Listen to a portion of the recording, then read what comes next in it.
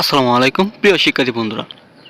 দীর্ঘ আন্দোলনের পরে দেশ স্বাধীন হয়েছে এবং দেশ স্বাধীন হওয়ার পরে শিক্ষার্থীরা কিন্তু এখনও শ্রেণীকক্ষে অথবা ক্লাসে এখনও ফিরে যায়নি।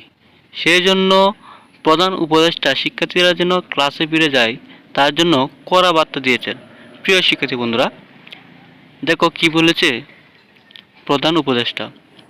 শিক্ষার্থীদের ক্লাসে ফেরার আহ্বান প্রধান উপদেষ্টা।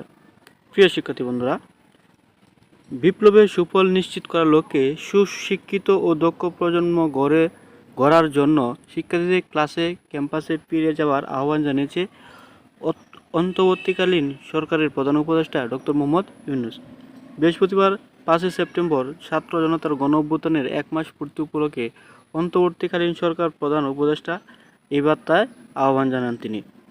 এই বার্তায় উল্লেখ করেন, পড়াশোনার ছেড়ে নিষ্ঠুর শাসককে প্রতিহত করার জন্য শিক্ষার্থীরা জীবন বাজি রেখেছে, প্রয়োজনে সংখ্যালঘু সম্প্রদায়ের নিরাপত্তা নিশ্চিত ও ট্রাফিক নিয়ন্ত্রণের দায়িত্ব পালন করেছে।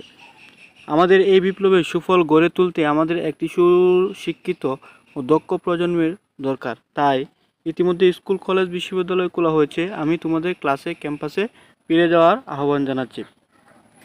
প্রিয় শিক্ষার্থী বন্ধুরা, এখনও যারা তোমরা ক্লাসে ফিরে যাওনি এবং শিক্ষা প্রতিষ্ঠানে ফিরে যাওনি এবং বিভিন্ন শিক্ষকরা কিন্তু এখনও শিক্ষা প্রতিষ্ঠানে ফিরে যাননি, তার জন্য ডক্টর মোহাম্মদ ইউনূস তাদেরকে কড়া বার্তা জানিয়েছেন যাতে তারা অতি শীঘ্রই শিক্ষা প্রতিষ্ঠানে ফিরে যায়। প্রিয় শিক্ষার্থী বন্ধুরা, নিত্য নতুন শিক্ষা রিলেটেড ভিডিও পেতে চ্যানেলটি সাবস্ক্রাইব করে রাখো।